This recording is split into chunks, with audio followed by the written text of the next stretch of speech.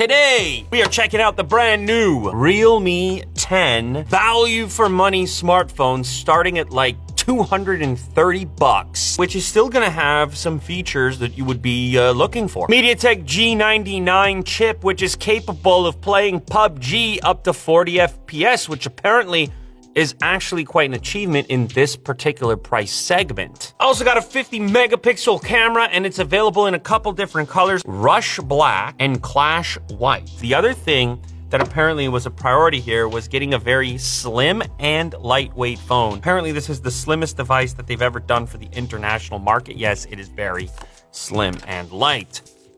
Ooh.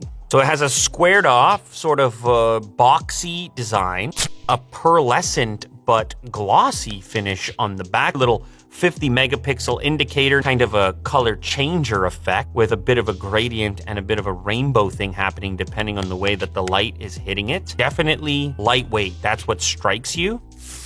I can already see a hole punch front-facing camera, which they've placed in the top corner. We have our power switch, which I'm guessing is gonna double as our fingerprint scanner. And then volume is above there. SIM tray is going to be on the other side of the device. On the bottom, we retain a dedicated headphone jack 3.5 mil, as well as a Type-C for that Super VOOC 33 watt charging speaker unit is there as well. A little bit of paperwork and a case to get you up and running. A pretty standard clear case, but this one's a little bit smoke. Yes, you're going to get a North American charger for this international version. And as mentioned, this is 33 watt Super VOOC capable for the fast charge. Next up, this is the Rush Black variant. You guys are gonna let me know down in the comments which is the preferred color. Ooh, that's kind of cool.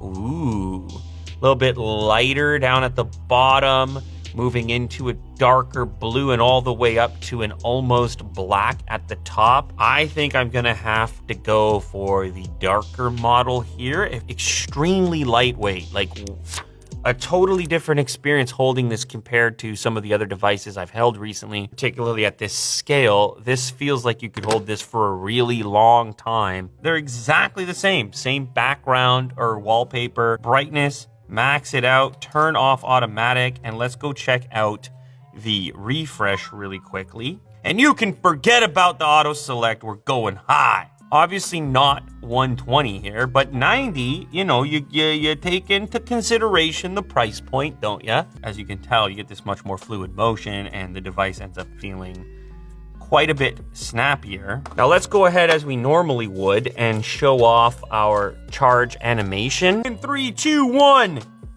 I got space in the background. I got Super VOOC 33 watt. Look at it go up in real time. Remember, you got to take everything through the lens of a 229. So that's 200% audio. Now, it is only firing out of one location. It's obviously led to tremendous beef between Apple and Facebook, Apple and Meta. Yeah, so listen, there's some things you want. You're like, hey, where's my stereo? And we're talking 229. And when you're talking 229, if you've been in this game long enough, you know you're going to have to pick and choose, right? That's the whole idea. Green plant at 1x. Wham. We'll do some green plant at 2x. Wham. Many megapixels, more than you need. There's some hand feel to it. Yeah, you got a little bit more chin than you do around elsewhere, but overall, the package at that price point, not bad.